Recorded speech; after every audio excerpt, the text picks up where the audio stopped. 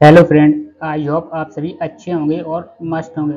तो दोस्तों, आज हम आपको इस वीडियो में सिखाने वाले हैं, ऑल प्रोग्राम्स के बारे में बताने वाले हैं। तो आपको क्या करना है, इस वीडियो को शुरू से लेकर लास्ट तक देखना, तभी आप सीख पाएंगे और समझ पाएंगे क्या होता है प्रोग्राम्स।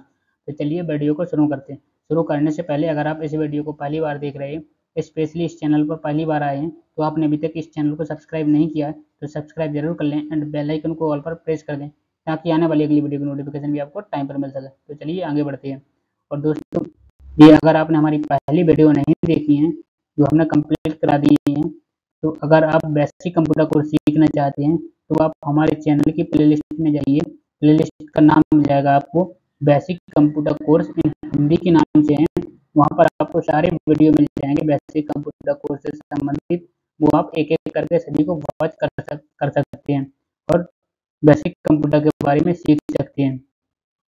दोस्तों, हम इस बेसिक कंप्यूटर में बहुत कुछ सिखाने वाले हैं, इसलिए आप इस क्या है वेब सीरीज को या पूरी प्लेलिस्ट को, जितना भी मैं आपको क्लासेस लूँ, आपको डेली कंप्लीट करना है। तभी आप कंप्यूटर के बारे में बहुत कुछ सीख सकते हो और मैं बहुत कुछ सिखाने वाला हूँ। अभी मैं आपको थ्योरी के माध्यम से सिखा रहा हूँ, इसके बाद मैं आपको प्रैक्टिकल करके दिखाने वाला हूँ। हर चीज़ जो मैंने आपको इसमें थ्योरी के माध्यम से कंप्लीट कराया, वो आपको सभी को प्रैक्टिकल करके दिखाने वाला हूँ। ठीक है, तो चलिए हम शुरू करते हैं आज के इस वीडियो को। तो यहाँ पे हम आपको बताते हैं ऑल प्रोग्राम्स के बारे में। ठीक है, तो आपको क्या करना है, यहाँ पे है ऑल प्रोग्राम के बारे में, क्या होता है प्रोग्राम्स, इसके बारे में जानते हैं। ठीक है, जब आप स्टार्ट बटन पर क्लिक करते हैं तो आपके सामने सबसे नीचे ऑल प्रोग्राम के नाम से एक ऑप्शन दिखाई देगा, जिसमें कि कंप्यूटर के सभी प्रोग्राम्स होते हैं, जैसे paint, notepad, wordpad, window media player, internet explore, games, run, shipping tool, sound recorder, calculator, sticky notes, disk cleanup, window update, math input panel इत्यादि। ये सभी क्या प्रोग्राम्स अलग अलग कार्यों में प्रयोग किए जाते हैं। जैसे कि आप स्टार्ट बटन क्लिक करेंगे तो आपके सामने क्या होगा, ऑल प्रोग्राम के नाम से एक एक ऑप्शन दिखाई देगा। ठीक है, आपको उस पर क्लिक कर देना, तो आपको सामने वहाँ पे सारे मिल जाएंगे। पेंट मिल जाएगा, नोट पैड है, वर्ड पैड है, विंडो है, विंडो मीडिया प्लेयर है, इंटरनेट एक्सप्लोरर, गेम है, ठीक है, और रन है, शिपिंग है, टूल्स है और साउंड रिकॉर्डर है। ये सभी चीज़ें आपको कहाँ पर मिल जाएंगी, ऑल प्रोग्राम से मिल जाएंगी इस ऑप्शन पर। ठीक है, तो वहाँ पे आप देखिए अभी सभी अलग अलग कार्यों के लिए इनको प्रयोग कर सकते हैं। तो चलिए अब आगे बढ़ते हैं, हम आपको आगे सिखाते हैं। तो चलिए अब हम बात करते हैं कि जैसे कि आपके जब आप कंप्यूटर अपना ऑन कर लेते हैं तो आपके सामने एक इस तरह का बटन शो होगा स्क्रीन पर। इसको हम बोलते हैं स्टार्ट बटन। जैसे ही आप इस पर क्लिक करेंगे तो एक इस तरह का डायलॉग बॉक्स ओपन हो जाएगा, जिसको हम क्या कहते हैं, प्रोग्राम्स कहते हैं। ठीक है, यहाँ पे प्रोग्राम मेन्यू हो जाएगा। ठीक है, और यहाँ पे एक ऑप्शन मिल जाएगा आपको ऑल प्रोग्राम्स का। जैसे आप इस पर क्लिक करेंगे तो ये सारे प्रोग्राम्स क्या है, ओपन हो जाएंगे। तो इनको आप ओपन कर सकते हैं ऑल प्रोग्राम को। तो इमेज के माध्यम से भी आपने सीख लिया है कंप्यूटर में कैसे ऑल प्रोग्राम को ओपन करना है। ठीक है, तो चलिए आगे बढ़ते हैं। अब हम बात कर लेते हैं रिसाइकिल बिन क्या है। तो रिसाइकिल बिन क्या होता है, तो इसके बारे में हम आपको बता देते हैं। जब कंप्यूटर में किसी भी फाइल या फोल्डर को डिलीट करते हैं तो वो फाइल वहाँ से तो डिलीट हो जाता है, मगर पूरे कंप्यूटर से डिलीट नहीं होता है। वो रिसाइकिल बिन में चला जाता है। कहाँ पर चला जाता है, रिसाइकिल बिन में जाता है। आपको पुनः रिसाइकिल बिन में जाकर उसे डिलीट करना पड़ता है या रीस्टोर कर सकते हैं। अगर आप शिफ्ट बटन दबाकर किसी भी फाइल या फोल्डर को डिलीट करेंगे तब वो फाइल या फोल्डर पूरे कंप्यूटर से डिलीट होगा। जैसे कि फॉर एग्जाम्पल ये आपको यहाँ पर दिखा देता हूँ कि ये रिसाइकिल बिन का आइकन है, इस टाइप का होता है। जैसे कि मान के चलो आपने इस वाले आइकन को क्या डिलीट डिलीट किया। ठीक है, तो इसको आपको जैसे आप डिलीट करेंगे तो ये कहाँ चला जाएगा, रिसाइकिल बिन में चला जाएगा। इसमें चला जाएगा, यहाँ से तो डिलीट हो जाएगा, बट आपके यहाँ पे क्या है, रिसाइकिल बिन में चला जाएगा। अगर आप इसको शिफ्ट बटन के साथ डिलीट करते हैं तो ये परमानेंटली डिलीट हो जाएगा, ना कि रिसाइकिल बिन में जाएगा। ठीक है, अगर ये जैसे आपने डिलीट बटन दबाया, डिलीट बटन से इसको डायरेक्ट डिलीट किया तो ये रिसाइकिल बिन में चला गया। अब रिसाइकिल बिन से आप इसको पुनः रिस्टोर कर सकते हैं। तो ये रिसाइकिल बिन आपने समझ लिया क्या है, कैसा काम करता है। ठीक है, तो चलिए आगे बढ़ते हैं।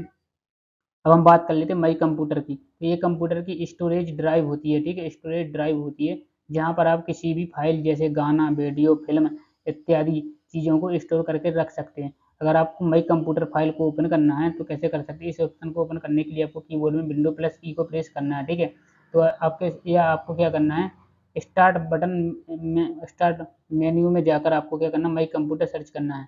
जैसे कि आपने हमने बताया, तो यहाँ पे ये क्या होता है, स्टार्ट बटन होता है। ठीक है, तो यहाँ पे एक स्टार्ट बटन होता है, उस पर आप क्लिक करेंगे और आपको वहाँ पे सर्च करना है। स्टार्ट मेन्यू में जाकर आपको कंप्यूटर मई कंप्यूटर सर्च करें तो वो आपके सामने एक मई कंप्यूटर का ऑप्शन आ जाएगा। तो इस तरह की आपके यहाँ पे डिवाइस ड्राइव देख सकते हैं। यहाँ पे होता है लोकल ड्राइव सी। ठीक है, और यहाँ पे होता है ड्राइव डी और ड्राइव ई होती है, ठीक है। जो ड्राइव सी होती है, इसमें या जो कंप्यूटर अब नया कोई खरीदते हैं तो उसमें क्या होता है कि सभी जो फाइल या विंडो अपडेट, तो यहाँ पे आप इन ड्राइवों को देख सकते हैं, ठीक है। सभी ड्राइव के बारे में जानकारी ले सकते हैं और हमने बता दिया आपको इमेज में कुछ इस टाइप का दिखेगा। तो चलिए अब आगे बढ़ते हैं, आपको इतना समझ में आया होगा माई कंप्यूटर के बारे में, ठीक है। तो चलिए आगे बढ़ते हैं। अब हम आपको बता देते हैं कि लोकल डिस्क है ना सी, में कुछ भी नहीं रख सकते, जो भी कि अभी हमने फॉर एग्जाम्पल आपको बताया था कि इसमें हम कुछ नहीं रख सकते। जब हम कंप्यूटर या लैपटॉप नया लेते तो उसमें जो भी विंडो के साथ फंक्शन से प्रोग्राम सॉफ्टवेयर दिए जाते हैं वो सभी लोकल डिस्क सी में ही अपडेटेड रहते हैं, ठीक है। ये स्पेशल ऐसा नहीं कि आप लोकल डिस्क में नहीं रख सकते हैं, आप रख सकते हैं फोल्डर, बट आपका जो कंप्यूटर है वो स्लो वर्क करने लगेगा, इसलिए इससे बेहतर है कि आप लोकल डिस्क डी ई में भी रख सकते हैं, तो आपका कंप्यूटर भी अच्छा वर्क करेगा, वो आपका जो काम है वो भी आसानी से होता रहेगा, वो आप अपने डाटा को भी सेव कर सकते हैं। तो स्पेशल विंडो के लिए होता है जिसमें कि सभी प्रोग्राम्स रन करते हैं। आप इसके अलावा बच्चे डिस्क में भी कुछ भी रख सकते हैं। अगर आप ऐसा नहीं करते हैं तो आपका कंप्यूटर क्या स्लो वर्क करेगा, जो अभी हमने आपको फॉर एग्जाम्पल के थ्रू बताया है। तो ये भी आपने अच्छी तरीके से समझ लिया होगा, ठीक है। तो चलिए हम आगे बढ़ते हैं। अब हम बात करते हैं इंटरनेट एक्सप्लोरर की, क्या होता है। ये एक इंटरनेट चलाने वाली ब्राउजर होती है, ठीक है, जिसका इस्तेमाल किसी भी वेब पेज को सर्च करने के लिए किया जाता है या किसी अन्य चीज़ों को इंटरनेट के माध्यम से सर्च किया जाता है, ठीक है। किसके माध्यम से किया जाता है? इंटरनेट एक्सप्लोरर के माध्यम से। इसे ओपन करने के लिए आपको क्या करना है, कीबोर्ड में विंडो के साथ आपको आर बटन प्रेस करना है, तो रन डायलॉग बॉक्स ओपन हो जाएगा, ठीक है। तो इसमें आपको क्या टाइप करना, IEXPLORE लिखकर आपको एंटर कर देना, तो आपके सामने एक इंटरनेट एक्सप्लोरर का ऑप्शन आ जाएगा। तो इसमें आपको जब खुल जाएगा तो इस तरह का आपको दिख जाएगा, इंटरनेट एक्सप्लोरर का ऑप्शन इस तरह का होता है, ठीक है। तो ये भी आप खोल सकते हैं। तो चलिए आपने ये भी समझ लिया है, आई होप कि इंटरनेट एक्सप्लोरर क्या होता है, कैसे उपयोग करना है, ठीक है। अब चलिए हम आगे बढ़ते हैं। अब बताते हैं स्टिकी नोट क्या होता है, ठीक है। ये स्टिकी नोट ये एक नोट से ही की तरह होता है, जिसे आप डेस्कटॉप स्क्रीन पर भी रख सकते हैं। ये आपको याद दिलाता रहेगा कि कब आपको क्या करना है। इसके अलावा आप इसमें कुछ भी ऐड कर सकते हैं, ऐड करके रख सकते हैं, ठीक है। मगर वो सभी टेक्स्ट फॉर्मेट में होंगे, जो भी आप लिखेंगे वो क्या टेक्स्ट के रूप में होंगे, ना कि आप इसको पीडीएफ या इमेज में रख सकते हैं। ओनली टेक्स्ट फॉर्मेट में ही सेव कर पाएंगे, ठीक है। स्टिकी नोट को ओपन करने के लिए आपको क्या करना है, सबसे पहले कीबोर्ड में Window+R प्रेस करना, वहाँ पे आपको रन डायलॉग बॉक्स ओपन हो जाएगा, ठीक है। उसमें आपको क्या करना है, स्टिकी नोट लिखकर एंटर कर देना, तो ये आपके सामने ओपन हो जाएगा इस तरह का, ठीक है। इसमें आप आपको कुछ भी टेक्स्ट के रूप में सेव कर सकते हैं अपने डेटा को। तो चलिए स्टिकी नोट के बारे में भी आपने समझ लिया है। अब आगे बढ़ते हैं। अब हम बताते हैं साउंड रिकॉर्डर क्या होता है। तो साउंड रिकॉर्डर के बारे में आपको बता देते। इसके जरिए आप अपनी वॉइस को क्या रिकॉर्ड कर सकते हैं। इसे ओपन करने के लिए आपको कीबोर्ड में स्टार्ट बटन प्रेस करना है और साउंड रिकॉर्डर को सर्च कर लेना, तो ये वाला ऑप्शन ओपन हो जाएगा। जैसे आप यहाँ पे लिखा है स्टार्ट रिकॉर्डिंग, इस पर आप क्लिक करेंगे तो ये आपका रिकॉर्डिंग स्टार्ट हो जाएगी। जब आपको इसको बंद करना है तो यहाँ पे आ जाएगा ऑप्शन लिखकर स्टॉप का, तो आप इस पर जाकर स्टॉप भी कर सकते हैं, तो ये आपकी साउंड है वो रिकॉर्डिंग हो जाएगी। तो इस तरह आप अपने कंप्यूटर या लैपटॉप में क्या है साउंड को रिकॉर्डिंग कर सकते हैं। जब मैं इसको प्रैक्टिकल बताऊंगा तब आपको बेहतरीन तरीके से समझ में आएगा। अभी आप थ्योरी के माध्यम से समझिए, ठीक है। तो चलिए आगे बढ़ते हैं। अब हम बताते हैं मैथ इनपुट पैनल क्या होता है। इसके जरिए आप किसी भी सॉफ्टवेयर के अंदर मैथ टेस्ट को इनपुट कर सकते हैं, जैसे कि आपको थीटा है, अल्फा है, 1/2 है, इन सभी चीज़ों को आपको माउस के जरिए लिखना होगा। जैसे कि आप इसे लिखेंगे और इंसर्ट करेंगे तो ये टेस्ट आपके उस पेज में इंसर्ट हो जाएगा जिसे पेज में आप इसे इंसर्ट करना चाहते हैं। इसे ओपन करने के लिए कीबोर्ड में आपको Window+R प्रेस करके डायलॉग बॉक्स में MIP टाइप करना है, ठीक है। जैसे आप MIP टाइप करके एंटर प्रेस करेंगे या फिर आपको स्टार्ट बटन पर क्लिक करके आपको क्या है मैथ इनपुट पैनल लिखकर सर्च करना, तब भी ये आपके सामने ओपन हो जाएगा कुछ इस तरह का बॉक्स, ठीक है। तो ये आपको याद रखना है। चलिए अब आगे बढ़ते हैं। अब हम आपको बताते हैं स्निपिंग टूल्स क्या होता है, ठीक है।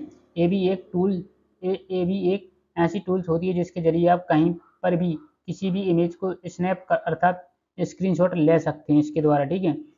अगर आपको स्क्रीनशॉट लेना है या तो आप इसके तरीके से ले सकते हैं या एक आपको शॉर्टकट की बताता हूँ, उसके माध्यम से भी आप स्क्रीनशॉट ले सकते हैं। अब आपको कीबोर्ड में प्रेस करना Window+Shift+S प्रेस करना, तब भी आप स्क्रीनशॉट ले सकते हैं। अब चलिए हम बात करते हैं विंडो मीडिया प्लेयर के बारे में। ये आपको पता होना चाहिए विंडो मीडिया प्लेयर क्या होता है।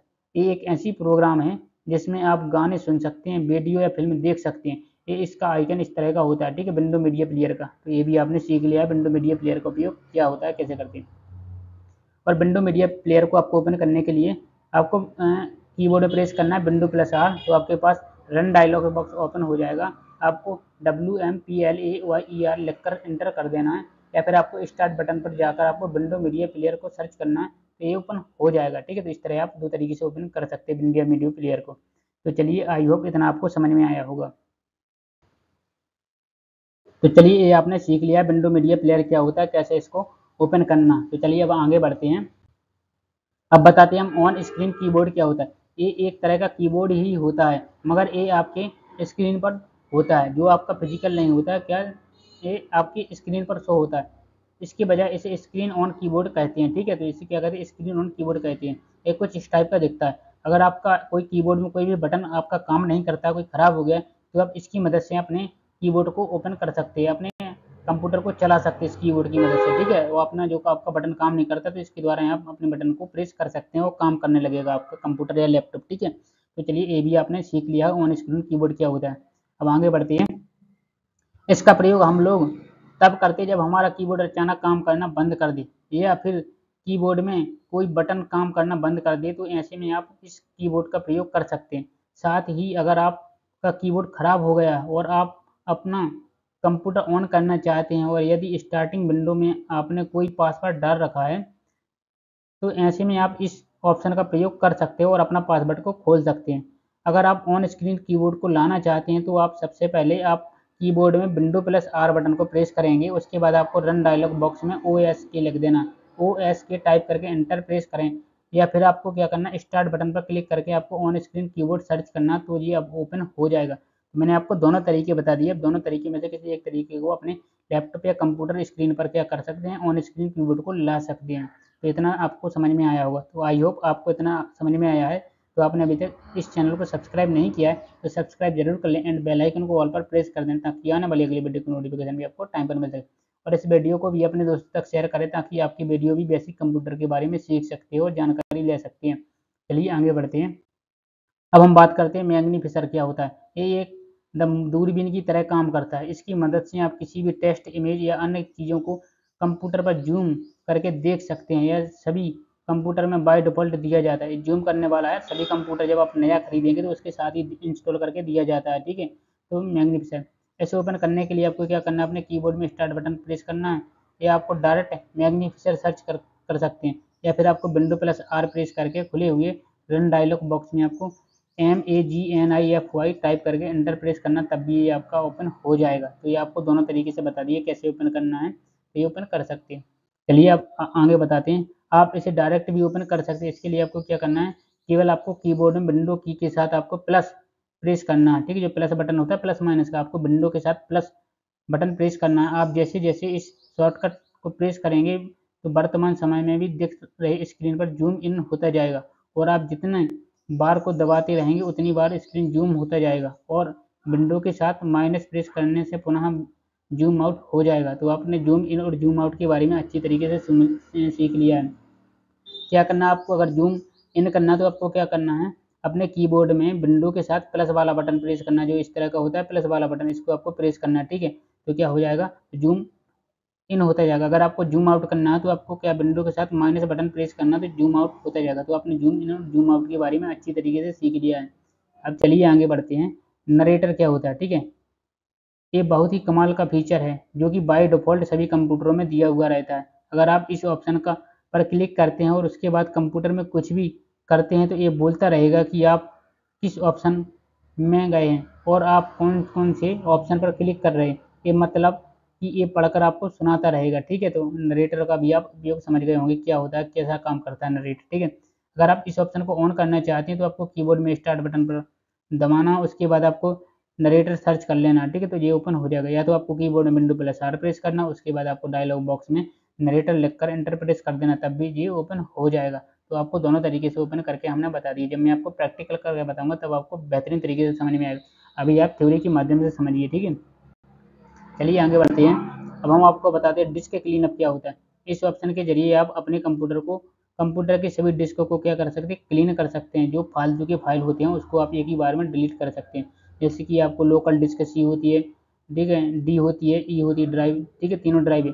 इन तीनों डिस्क को आप क्लीन कर सकते हैं एक ही बार में। इस ऑप्शन को इनेबल करने के लिए बस आपको कीबोर्ड में विंडो प्लस आर प्रेस करके उसके बाद आपको डायलॉग बॉक्स में क्लीन MGR लिखना, ठीक है, और इंटर प्रेस कर देना। तो आपके सामने एक डिस्क क्लीन का ऑप्शन आएगा, खुलकर आप वहाँ पे जाके एस कर देंगे तो क्या है, ये सब क्लीन हो जाएगा।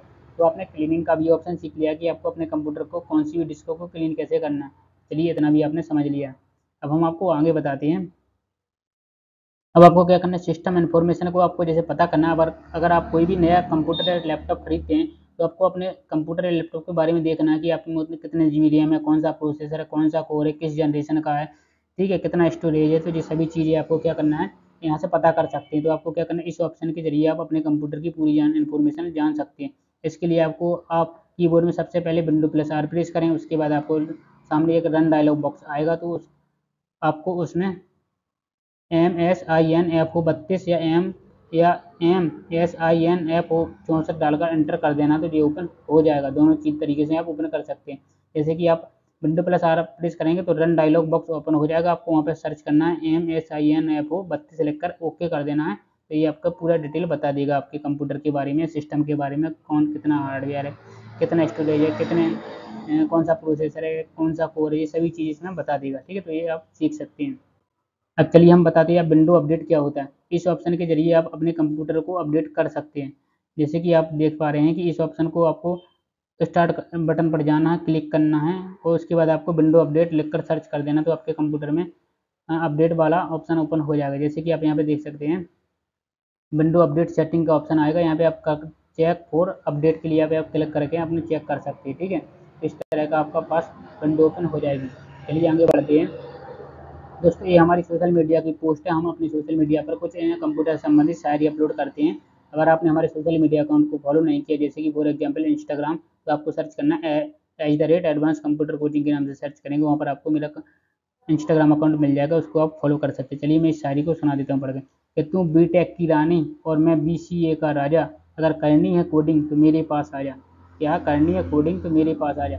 तो इस तरह की आपको शायरी है। अगर शायरी पसंद आई है तो शायरी के लिए एक लाइक तो बनता है, तो एक लाइक जरूर कर देना। और दोस्तों अगर आपके पास भी कोई शायरी का सुझाव है, आपके पास कोई शायरी आती है आपको, तो आप कमेंट बॉक्स में लिख सकते हैं। उस शायरी को मैं अपनी इंस्टाग्राम पोस्ट पर अपलोड कर दूंगा। तो दोस्तों आई होप आप जो मैंने पढ़ाया आपको अच्छी तरीके से समझ में आया होगा। अगर आप कंप्यूटर के बारे में कुछ भी नहीं जानते तो मैं आपको बहुत कुछ सिखाने वाला हूँ। तो आप इस प्ले लिस्ट के साथ बने रहिए। जितने भी मैं आपको क्लासेस करवाऊंगा उसमें आपको बहुत कुछ सिखाने की कोशिश करूंगा। तो आपको जरूर जितनी वीडियो मैं अपलोड करूंगा वो सभी वीडियो को देखना है एक बार कंटिन्यू वॉच करके। ठीक है, तो चलिए मिलते हैं नेक्स्ट वीडियो में नेक्स्ट टॉपिक के साथ। जब तक के लिए आपको थैंक यू सो मच।